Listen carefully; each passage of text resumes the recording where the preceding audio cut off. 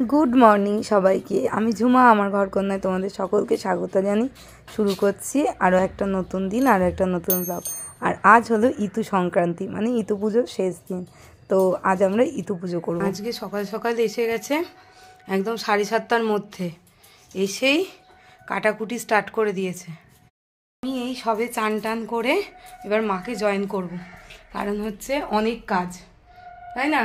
এই নবান্নর ফলগুলো এরকম ছোট্ট ছোট্ট করে কাটতে হয়, তো অনেক সময় লাগে। আর আমি এখন এই চালটা আছে এখানে, কালকে রাতে ভিজিয়ে রেখেছিলাম, এটাকে ওই থালাটায় ওটা দিয়ে ওই পাথরটা দিয়ে বাটবো।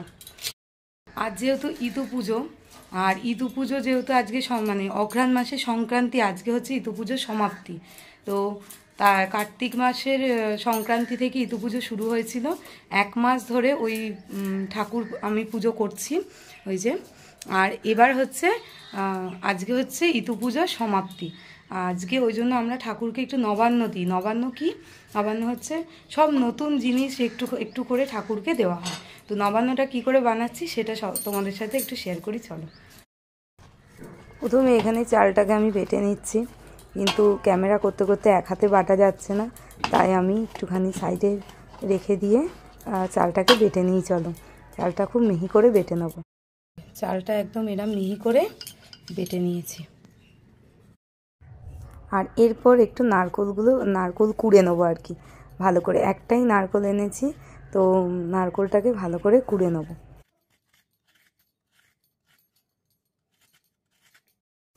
এরপর নতুন পাটালি গুড় একটু আমি গ্রেট করে নিচ্ছি।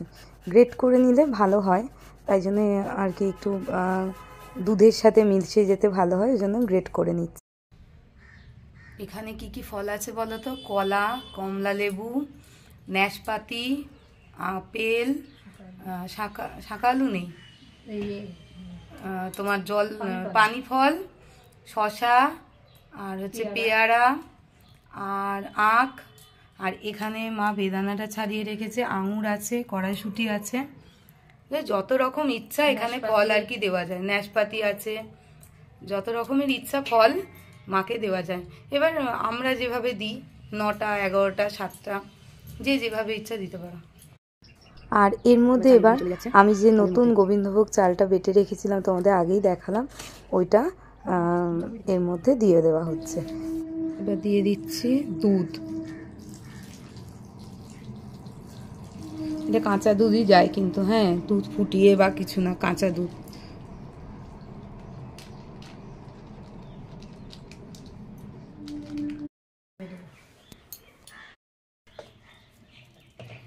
এবার ওই গ্রেট করা গুড়টা এর মধ্যে দিয়ে দিলাম, মানে মা দিচ্ছে, আমি দেখছি। আর এতে আরেকটা জিনিস বলা হয়নি, নতুন আদা একটুখানি হচ্ছে গ্রেট করে দিয়েছি, আর হচ্ছে মূলো দিয়েছি।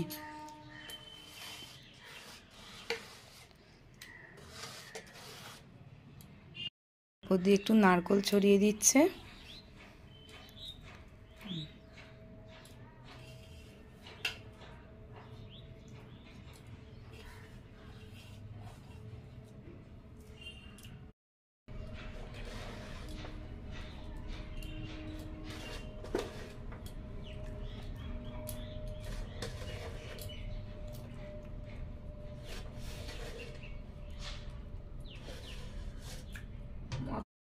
এরপর দিয়ে দিচ্ছি একটু ঝোলা গুড়।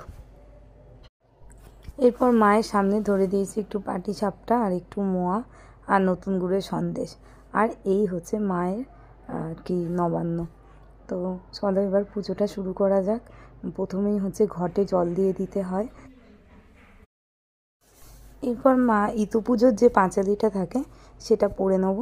আর এটা পড়া হয়ে গেলেই মাকে নিজের মনস্কামনা জানিয়ে প্রণাম করে আমার পুজো এবছরের মতন সম্পন্ন হবে। গণপতি মুশিকে বাহন, একদন্ত মহাকায় পার্বতী নন্দন, স্থূলকায় রক্তাবস্ত্র পরিধানে তব, চতুর্ভুজ বিনায়ক কি মহিমা তব, সর্বদেব অগ্রে হয় তোমারই অর্চন, প্রণাম চরণে তব মহেশ নন্দন, সর্ববিঘ্ন নাশকারী তুমি লম্বোদর, ভক্তিভাবে পূজে তোমা দেবাসুর নর, তোমারই চরণ প্রভু বন্দি বারবার, মনোবাঞ্ছা পূর্ণ যেন হয় সবাকার। মা এখানে ইতুমাকে একেবারে বরণ করে রেখে দিচ্ছি। মা এখানে বরণ করছে, এরপর আমিও বরণ করে নেবো একটু, কারণ আমরা এবছর সকালবেলায় ইতু ঠাকুর আর কি ভাসান দেওয়ার চিন্তাভাবনা রেখেছি, কারণ বিকেলবেলা হচ্ছে যাওয়ার আছে এক জায়গায়, তো যার জন্য বিকেলবেলা আমরা ইতু ঠাকুর ভাসান দিতে পারবো না, ওই জন্য আমরা সকালবেলায় মাকে বরণ করে রাখছি, আর একটু পরে আর কি মাকে আমরা ভাসান দিয়ে আসবো।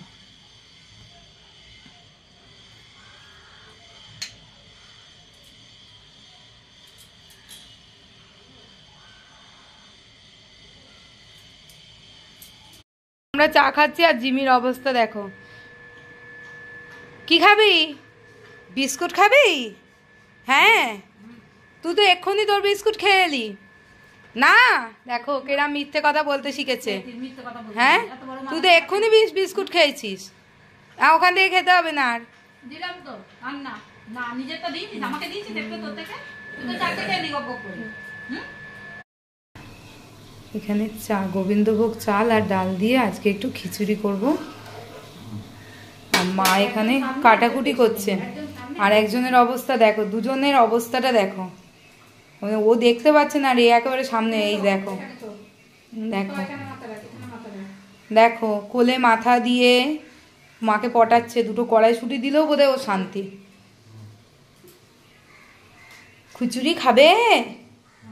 খিচুড়ি খিচুড়ি হয়ে যাওয়ার পর মা এখানে প্রসাদটা মেখে নিচ্ছে, কারণ গুড় ওইগুলো তো সব মেশাতে হবে ভালো করে, ওই জন্য প্রসাদটা ভালো করে মেখে নিয়ে এবার প্রসাদ খাওয়ার পালা এবং প্রসাদ দেওয়ার পালা।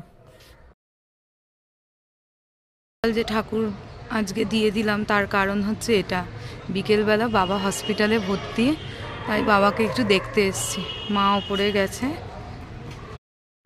একজন করে যেহেতু অ্যালাউ করছে, মা নিচে নামলে তারপর আমি বাবার সাথে দেখা করতে যাব।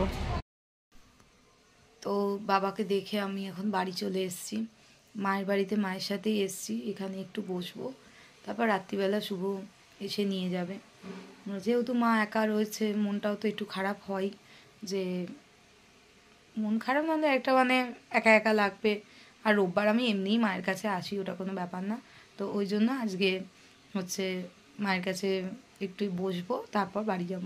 আর যেহেতু আমি একদম হসপিটালে গেছিলাম, বাড়ি থেকেও যেমন সোনাইকে আর নিয়ে আসিনি, সোনাই ও ঠাকুমার বাড়িতে রয়েছে, কালকে স্কুল আছে, ওকে আর ঠান্ডা এই বাইকের হাওয়াটা না, বাচ্চাদের খুব ঠান্ডা লেগে যায়, ওই জন্য ওকে আর নিয়ে আসিনি।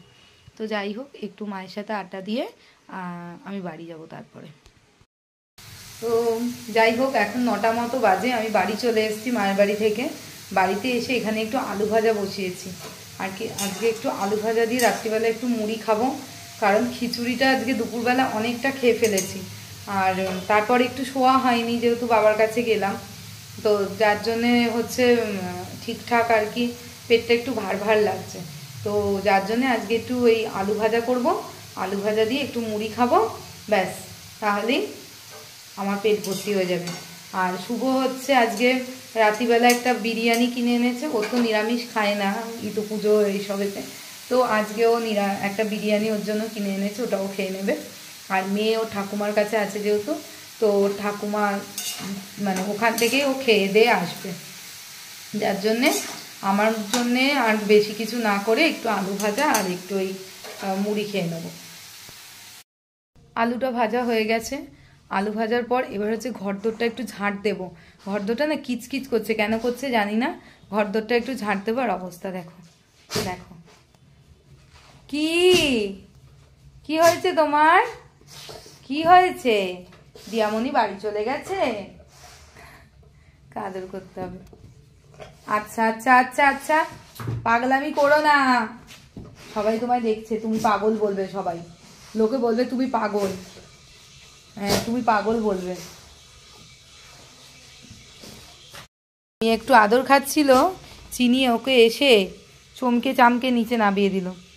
তা যাই হোক, এখন ঘরদোরগুলো একটু ঝাঁট দিয়ে পরিষ্কার করে নেব, তারপর আমি খেয়ে শুয়ে পড়বো। আজকে শীতকালে রাত্রির আর এত নির্ঝুম যে তোমার হচ্ছে চারিদিক একেবারে মানে নিস্তব্ধ প্রায় বলা যায়, মানে সবে এখন 10:30 বাজে, এত নিস্তব্ধ হয়ে গেছে যে ওপরে একটা পিন ফেললেও নিচে সে আওয়াজ শোনা যাবে এরকম। তো তো যাই হোক, এখন আমার কম্বল ডাকছে। আজকের মতন আমার ব্লগটা এখানেই শেষ করছি। ততক্ষণের জন্য সবাই খুব ভালো থেকো, সুস্থ থেকো। দেখা হবে পরের ব্লগে। আর আমাদের ভিডিওগুলো তোমাদের যদি ভালো লাগে তাহলে অবশ্যই লাইক, কমেন্ট আর সাবস্ক্রাইব করো।